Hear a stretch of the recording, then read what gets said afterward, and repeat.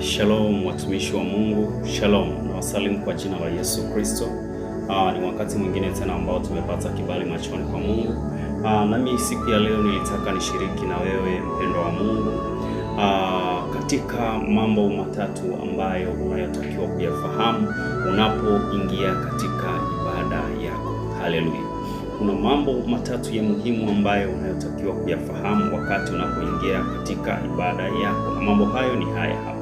Jambo la kwanza kabisa ambalo unalotakiwa kuwa nalo au kukaa makini sana wakati uko ibadani ni imani. Haleluya. Jambo la pili ambalo unalotakiwa kukaa attention sana wakati ukiwa katika maombi au ukiwa katika ibada yako ni uvumilivu. Haleluya. Jambo la tatu ambalo unalotakiwa kuwa nalo makini sana wakati upo katika ibada yako ni utii. Haleluya. Mambo haya matatu ni mambo ambayo unaweza ukaishi ndani yake na Mungu akaleta baraka katika maisha yako. Haleluya. Ni kwa nini ninakuambia kwamba imani, uvumilivu, utii ni mambo ambayo unayotakiwa kuwa nayo makini sana katika ibada yako. Haleluya.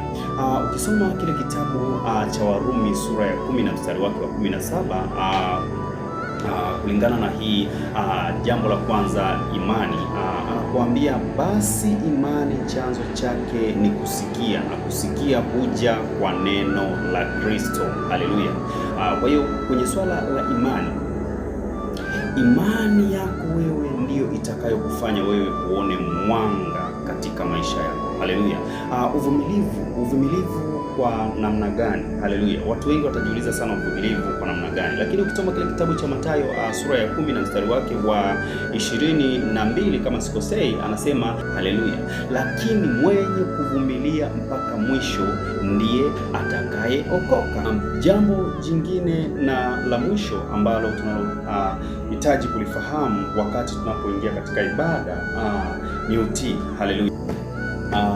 Pia kuhusu habari ya utii, ukisoma kile kitabu cha Isaya sura ya kwanza na mstari wake wa 19 utaona pale anasema kama mkikubali na kutii mtakula mema ya nchi. Haleluya.